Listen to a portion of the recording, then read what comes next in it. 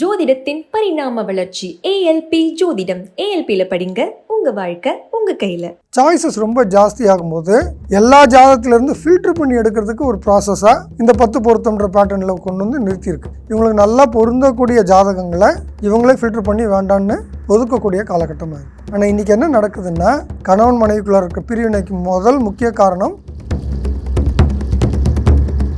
இதை தாண்டி என்ன இருக்குதுன்னு பார்த்தீங்கன்னா, அதுக்கப்புறம் தான் அந்த அந்யோன்யத்துக்கான காரண காரியங்கள் ஒரு காமன் பர்பஸ் இல்லை. ஒரு 20 வருட காலகட்டம் இந்த கணவன் மனைவி இப்படி தான் இருக்கணும் அப்படின்னு தெரிஞ்சிடுச்சுன்னா அவங்க பொருந்தலைன்ற ஒரு முடிவுக்கு வர முடியும். எல்லா ஜாதகமும் பொருந்தாதுங்க. ஆனால் பொருத்தம் வரணும்னா இந்தந்த காலகட்டத்தில் யார் தன்னை விட்டு கொடுத்து அதிகமாக போகணுன்றது தான் தெரிஞ்சுக்க வேண்டி இருக்குது. ஏங்க, ஒரு 20 வயசு 25 வயசில் ஒரு பக்குவம் இல்லைன்னு சொல்கிறது என்னால் தாராளமாக புரிஞ்சுக்க முடியும். 40-45க்கு மேலே டைவர்ஸ் பற்றின பேச்சு சண்டைகள் அதிகமாகிறதுக்கு காரணம் என்னன்னு நினைக்கிறீங்க? இந்த மனைவி வேண்டாம், இல்லை இந்த கணவன் வேண்டாம் அப்படின்னு டைவர்ஸ் பண்ணி 2வது கல்யாணம் பண்ணாங்கன்னா நிம்மதியாக இருக்கிறதே இல்லை.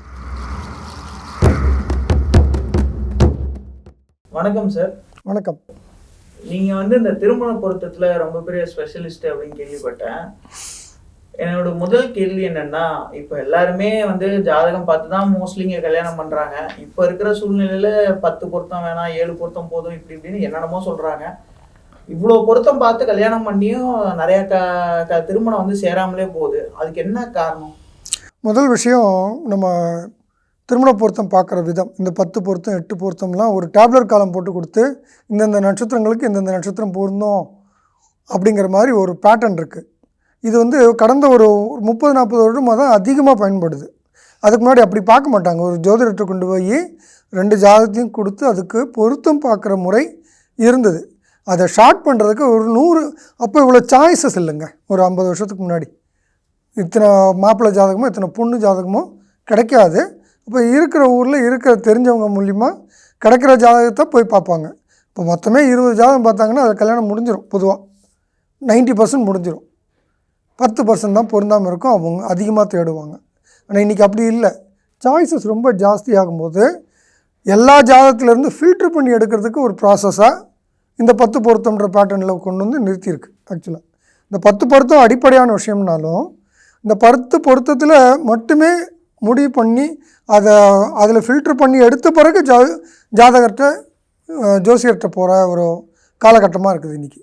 இதில் என்ன ஆகிடுதுன்னா, இவங்களுக்கு நல்லா பொருந்தக்கூடிய ஜாதகங்களை இவங்களே ஃபில்டர் பண்ணி வேண்டான்னு ஒதுக்கக்கூடிய காலகட்டமாக இருக்குது. அதனுடைய தாக்கங்கள் தான் இன்றைக்கி நிறைய நிகழ்வுகள் பார்க்குறோம். முதல் விஷயம். 2வது விஷயம், திருமணம் பண்ணிக்கிறதுக்கான நோக்கங்கள் மாறி போயிடுச்சு. முன்னாடி எப்படின்னா, அடுத்த தலைமுறை தான் அடிப்படை. அடுத்த தலைமுறையை ஒரு நல்ல தலைமுறையை உருவாக்கணும் அப்படிங்கிறது தான் அடிப்படை. திருமணத்தினுடைய பந்தத்தினுடைய ஆரம்பம். அது இன்றைக்கி எப்படி இருக்குன்னா, ஒரு இன்செக்யூரிட்டி, அதுக்கான செக்யூரிட்டி ஃபேக்டர், ஃபைனான்ஸு, சக்ஸஸ்ஸு, இதெல்லாம் ஃபேக்டராக கொண்டு வந்துட்டாங்க உள்ள. அப்போ குடும்பன்றதை தாண்டி இந்த நிகழ்வுகள்லாம் வருது. இதை ஜோதிட ரீதியாக ஒரு சிலது பேசுவோம்.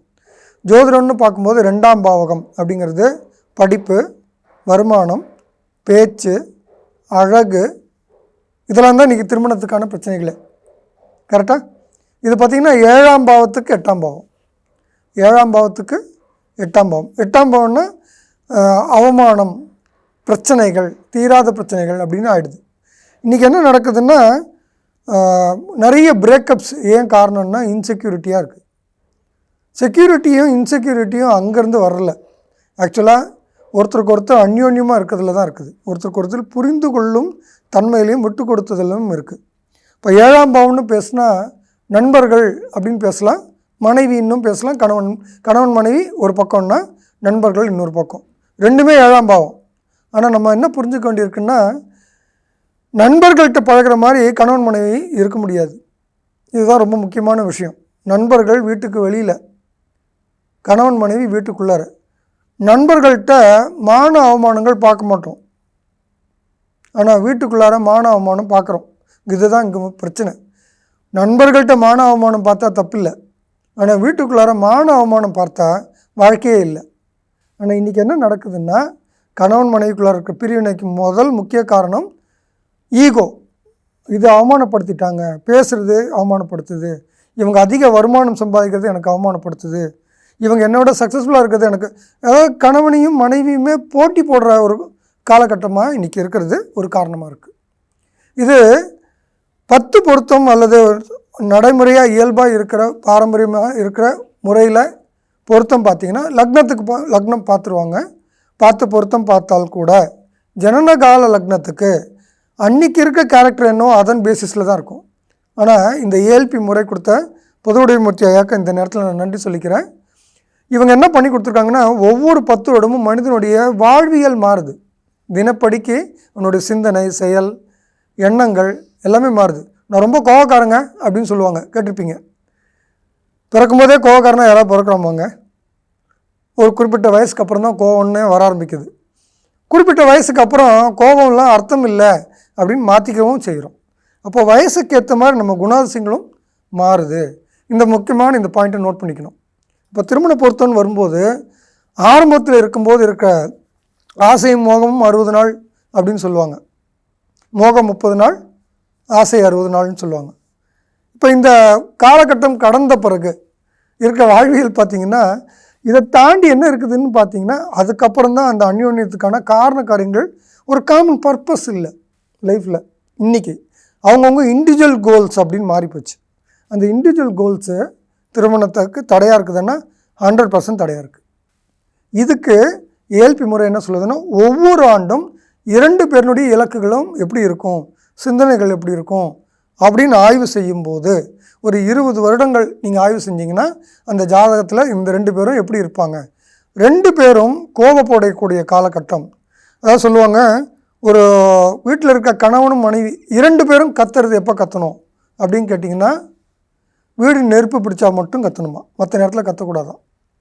ஏன் அப்படின்னா, மற்ற நேரத்தில் யாரோ ஒருத்தர் கத்துறாங்கன்னா இன்னொருத்தர் அடங்கி போக தெரியணும். அதில் 2 பேரும் கத்தும்போது 2 பேருக்கும் காது கேட்காது, மற்றவங்க எல்லாருக்கும் காது கேட்கும். அப்போது ஒருத்தர் கத்தும்போது இன்னொருத்தர் அடக்கமாக இருக்க தெரியல. இன்றைக்கி இதுதான் சூழ்நிலை.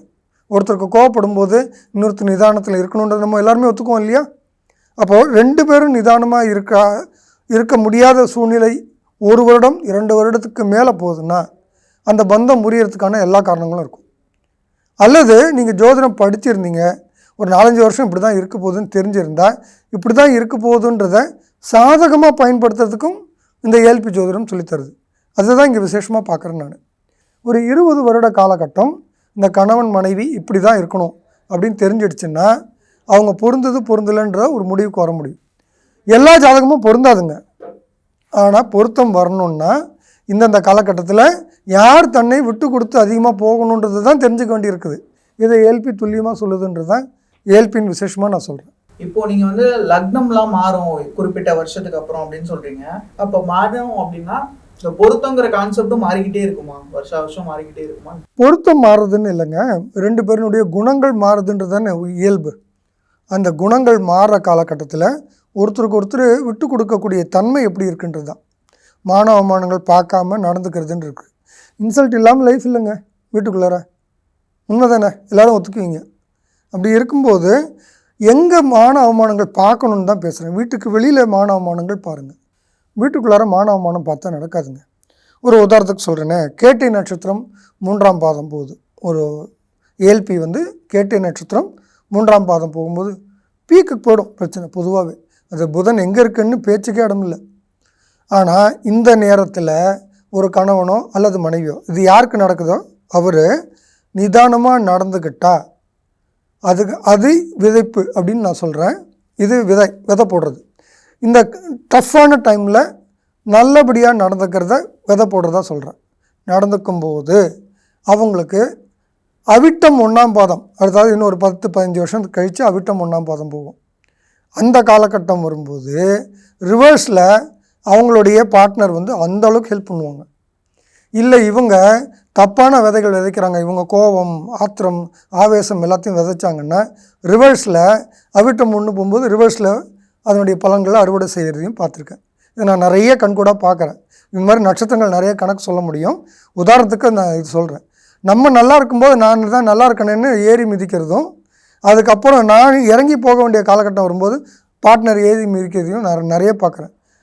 குறிப்பாக இப்போ ரீசெண்டாக 40 வயசுக்கு மேலே இருக்க டைவர்சஸ்லாம் கொஞ்சம் ஜாஸ்தியாக இருக்குது. ஏங்க ஒரு 20 வயசு 25 வயசில் ஒரு பக்குவம் இல்லைன்னு சொல்கிறது என்னால் தாராளமாக புரிஞ்சிக்க முடியுது. 40-45க்கு மேலே டைவர்ஸ் பற்றின பேச்சு சண்டைகள் அதிகமாகிறதுக்கு காரணம் என்னன்னு நினைக்கிறீங்க? அந்த காலகட்டத்தில் இளமையாக இருக்கும்போது விதைச்சது முதுமையை தாண்டி போகும்போது, முதுமை நோக்கி நகரும்போது அதே அறுவடை பண்ண வேண்டிய கட்டாயம் இருக்குது இன்றைக்கி வாழ்க்கையில். இது எல்லோரும் ஒத்துக்குவீங்கன்னு நினைக்கிறேன். அப்போது கொடுக்கலும் வாங்கலும் தான். நீங்கள் என்ன விதைக்கிறீங்களோ அது நடக்கும். அது நீங்கள் ஆணா பெண்ணா வித்தியாசமே கிடையாது. இன்றைக்கி எல்லாமே சரிசமம்ன்ற பேசுகிறோம் இல்லையா? அப்போது சம்பாதிக்கிறதுக்கும் இடம் கொடுக்குறோம் இல்லையா? எல்லாமே ஒரு பொறுப்புன்றது பகிர்மானம் வந்துருச்சு இல்லையா? அவமானத்துலேயும் பகிர்மானம் தான். இவங்க 2 பேரும் வெளியில் இவங்கள பற்றி பேசாமல் இருக்கிறது தான் அவமானமே தவிர கணவன் மனைவிக்குள்ளார பேசிக்கிறதுலேயே அவமானங்கள் பார்த்தா வாழ்க்கையே கிடையாது. இது ஒத்துக்குவீங்க இல்லையா? அப்போது சயின்ஸ் என்ன சொல்லுதுன்னா, மினிமம் 7 வருடம் ஒன்றாக இருந்தால் அந்த கணவன் மனைவிக்கு பேசி புரிய வைக்க வேண்டிய அவசியம் இருக்காதான். 7 வருஷத்துக்கு முன்னாடி கல்யாணமாகி 7 வருஷத்துக்குள்ளார இருக்காங்கன்னா அவங்களுக்கு முழுமையான அண்டர்ஸ்டாண்டிங் வந்திருக்குன்னே சயின்ஸ் ஒத்துக்கல, சைக்கலாஜிக்கலாக. இப்போ 7 வருடம் கடந்த பிறகு எதையும் பேசி புரிய வைக்க வேண்டிய அவசியமே இருக்காதான். இவர் இப்படி தான் சிந்திப்பார்ன்றது கணவனுக்கும், இவர் இப்படி தான் சிந்திப்பாங்க இந்த மனைவின்னு கணவனுக்கும் பேசாமலே புரியுமா. அந்த தன்மை எட்டும் வரைக்கும் ஒரு பொருத்தம் இருக்கணும் இல்லையா? அட்லீஸ்ட் அதையாவது பாருங்கன்னு சொல்கிறோம். இந்த மாதிரி பார்க்கும்போது எந்த நேரத்தில் யார் விட்டு கொடுக்கணுன்ற புரிதல் வந்துருச்சுன்னா வாழ்க்கை சிறப்பாக இருக்குன்றது தான். இன்னொரு பாயிண்ட்டையும் இந்த இடத்துல சொல்கிறேன். இந்த மனைவி வேண்டாம், இல்லை இந்த கணவன் வேண்டாம் அப்படின்னு டைவர்ஸ் பண்ணி, இப்போ இந்த கேட்டை 3 பற்றி சொன்னேன். இந்த கேட்டை 3 நட்சத்திர பாதத்தில் ஏல்பி போகும்போது கணவன் மனைவி பிரச்சனை வந்து டைவர்ஸ் பண்ணவங்க 2வது கல்யாணம் பண்ணாங்கன்னா நிம்மதியாக இருக்கிறதே இல்லை. ஏன்னா இந்த இடத்துல விதைச்சி பொறுமையாக இருக்க வேண்டியது பொறுமை காக்காமல் இது வேண்டாம் அடுத்த திருமணத்தை நான் பண்ணிக்கிறேன்னு நினச்சாங்கன்னா அந்த வாழ்க்கையும் ஒழுங்கே வர்றதில்லைன்றதையும் நான் நிறைய பார்க்குறேன். அதாவது 2வது கல்யாணம் பண்ணிட்டா நம்ம நல்லா வாழ்ந்துருவோம் அப்படிங்கிற ஒரு ஆப்ஷன் சாய்ஸாக பார்க்குறாங்க நிறைய பேர். இது ஆக்சுவலாக சாய்ஸான்னு கேட்டால் இல்லை. 99% பேருக்கு இது தேவையில்லை. இங்கேயே கொஞ்சம் நிதானமாக இருந்தாலே அந்த இடத்த கடந்துட்டா அதுக்கப்புறம் நிம்மதியாக இருக்கிறதையும் நான் கண் கூட நிறைய பேரை பார்க்குறேன். அப்போது அந்த இடத்துல பொறுமை காக்கிறதுக்கு பதிலாக ஒரு டைவர்ஸை ஒரு ஆப்ஷனாக எடுக்கிறதுனால தான் வாழ்க்கை நிறைய நேரத்தில் கடினமாக போயிடுது அப்படிங்கிறது இங்கே பதிவு செய்ய விரும்புகிறேன். இந்த நேரத்தில் பொதுவுடை மூர்த்தி சாருக்கு நான் மீண்டும் ஒரு நன்றி சொல்லிக்கிறேன். ஏன்னா இந்த மாதிரி பொருத்தம் பார்க்கணுன்றது விளையாட்டு இல்லை. இது ஜோதிடம் தெரிஞ்சவங்க மட்டுமே பார்க்கக்கூடிய அளவுக்கு ஏல்பி படிச்சிருந்து அதுவும் திருமண பொருத்தத்தில் கொஞ்சம் ஆழமாக பார்க்க தெரிஞ்சவங்களால் மட்டுமே செய்ய முடியும் அப்படிங்கிற சூழ்நிலை இருந்தால் இதை நிறைய பேருக்கு இதை பயன்படுத்திக்க முடியாதுன்னு உணர்ந்து ஐயா என்ன பண்ணி கொடுத்துருக்காங்க, ஒரு சாஃப்ட்வேர் பண்ணி கொடுத்துட்டாங்க. ஏன்னா இன்றைக்கி என்ன கேள்வின்னா, என் பொண்ணு வாழ்க்கை பையன் வாழ்க்கை ரொம்ப முக்கியம் அப்படின்னு பெற்றோர்களுக்கு ஒத்துக்கிறதுக்கு ரெடியாக இருக்காங்க. ஆனால் அந்த பொருத்தம் பார்க்கணுன்னு வரும்போது நான் ஏற்கனவே சொன்ன மாதிரி நிறைய சாய்ஸஸ், ஒரு 50 ஜாதகம் 100 ஜாதகம் வருதுன்னா அத்தனையும் கொண்டு போய் பொருத்தத்துக்கு பார்த்து கொடுங்கன்னு சொல்கிறதுக்கு ஆள் இல்லை. அவ்வளோ பொருத்தத்துக்கு ஒரே ஜாதகத்துக்கு ஒரு பையனுக்கே இத்தனை பொருத்தம் பார்க்கணும், ஒரு பொண்ணுக்கே இத்தனை பொருத்தம் பார்க்கணுன்னா அதுக்கு ஆப்ஷன் இல்லாமல் தான் இருக்குது. இது என்ன பண்ணிட்டாங்க, ஒரு சாஃப்ட்வேரை ரெடி பண்ணி கொடுத்துட்டாங்க. இந்த பெண்ணுடைய date of birth, time of birth, place of birth, பையனுடைய place of birth, time of birth, date, இது 3த்தையும் கொடுத்தாச்சுன்னா அதுவே இது பொருந்தலை, இந்தந்த வருஷம் இப்படி இருக்குன்னு ஒவ்வொரு குறிப்பிட்ட ஆண்டுக்கும் பலனை தனித்தனியாக காட்டிடும். இப்போ இந்த ஒரு 10 வருடம் 20 வருடத்துக்கு இது ரெக்கார்ட் பண்ணி பார்த்தாலே உங்களுக்கு பலன் என்னன்னு தெரிஞ்சிடும். அப்போது இது பொருத்தும் பொருந்தாது அப்படிங்கிறத பேரண்ட்ஸே பார்க்குற அளவுக்கு ரெடி பண்ணி கொடுத்துருக்காங்க. உங்களுக்கு ஜோதிடம் பற்றி எந்த தெளிவும் இருக்கணும்னு அவசியம் இல்லை, அதுலேயே எல்லா கைடன்ஸும் கொடுத்துட்டாங்க. இதில் பார்த்துட்டு செகண்ட் ஒப்பீனியன், ஃபைனல் ஒப்பீனியன் போகிறதுக்கு முன்னாடி ஒரு ஏல்பி ஜோதிடர்கிட்ட நீங்கள் இது பொருந்ததாக பாருங்கள் அப்படின்னு காட்டுனா போதுமானதாக இருக்கும். அப்போது உங்களுடைய மேக்ஸிமம் ஒர்க்கு உங்களுக்கு உங்கள் சைட்லேயே முடியும். உங்களுக்கான சாய்ஸஸும் தெளிவாகவே இருக்கும். நீங்கள் ஒரு ஜோதிடர்கிட்ட டிபெண்ட் பண்ணி இருக்க வேண்டிய ஆரம்ப காலகட்டத்தில் டிபெண்ட் பண்ண வேண்டிய அவசியம் இல்லாமல் இதை எளிமைப்படுத்தி கொடுத்துருக்காங்க. இதையும் இந்த இடத்துல குறிப்பிடணும்னு நான் நினைக்கிறேன். இந்த மாதிரி வாய்ப்புகளை நீங்கள் சரியாக பயன்படுத்திக்கோங்க. உங்கள் எதிர்காலங்களை திறம்பட மேற்கொள்ளுங்கள். இல்லை பொருத்தம் இவ்வளோ தான் வருது அப்படின்னு தெரிஞ்சுன்னா இந்தந்த ஆண்டு பிரச்சனை அப்படிங்கிறத அந்த கணவன் மனைவிக்கு தெளிவாக இந்த பேரண்ட்ஸே சொல்லுங்கள். இல்லை இன்னொரு பாயிண்ட் சொல்லணுன்னா, நான் முதல்ல இந்த பேரண்ட்ஸ்கிட்ட ஒரு வேண்டுகோள் வைக்கிறேன். நீங்கள் உங்கள் குழந்தைக்கு பார்க்குறதெல்லாம் அப்புறம் இருக்கட்டும், இந்த சாஃப்ட்வேரை பயன்படுத்தி உங்கள் வாழ்க்கையில் எப்பப்பெல்லாம் பிரச்சனைகள் இருந்தது எப்போ இல்லைன்னு தெரியும் இல்லையா, இதை உங்களுக்குள்ளே இருக்கிற பொருத்தங்களை நீங்கள் முதல்ல செக் பண்ணி பாருங்கள். இந்த சாஃப்ட்வேர் உங்களுக்கு நிறைய அர்த்தங்கள் உங்களுக்கு புரிய வச்சிடும். நம்ம பொறுமையாக இருந்து இந்த விஷயங்களெல்லாம் கடந்து வந்திருக்கோம் அப்படிங்கிற உணர்தல் கிடச்சிச்சின்னா உங்கள் குழந்தைகிட்ட நீங்கள் தெளிவாக சொல்லுவீங்க, இந்த நேரத்தில் இன்னென்ன மாதிரி பிரச்சனை வரும், நாங்கள் தலையிட மாட்டோம், இது உங்கள் வாழ்க்கை, உங்கள் பொறுப்பு, நீங்கள் தான் முடிவு எடுக்கணும், இந்த நேரத்தில் நிதானமாக போகணும், இந்த நேரத்தில் இது இப்படி தான் இருக்கும் அப்படிங்கிறத சொல்கிற ஒரு தெளிவு உங்கள்கிட்ட இருந்ததுன்னா உங்கள் வாழ்க்கை, குழந்தையினுடைய வாழ்க்கையை அழகாக வடிவமைக்க முடியும் அப்படிங்கிறத இங்கே தெளிவாக சொல்கிறேன். காதல் திருமணத்தை பற்றி ஒரு கேள்விகள் பொதுவாக வரும். காதல் திருமணம்னு வந்துச்சுன்னா பொருத்தமே பார்க்காதீங்க, அவசியமே இல்லை.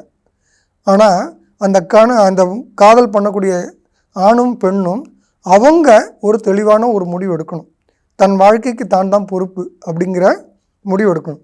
பொருத்தம் பார்த்திங்கன்னா பொருத்தம் இருக்காது. ஏன்னா இது அவங்க போன ஜென்மத்தில் வாங்கி வந்த வரம், அதுதான் காதலாக இங்கே மலர்ந்து நிற்குது. அது வரமாக சாபமான்றது அவங்கவுங்க கையில் இருக்குது. அவங்க ஏற்கனவே செய்த வினைகள் அறுவடை செய்கிறதுக்கு ரெடியாக வந்திருக்கு. பூர்வ ஜென்மத்தினுடைய தொடர்பு தான் காதல்கள்.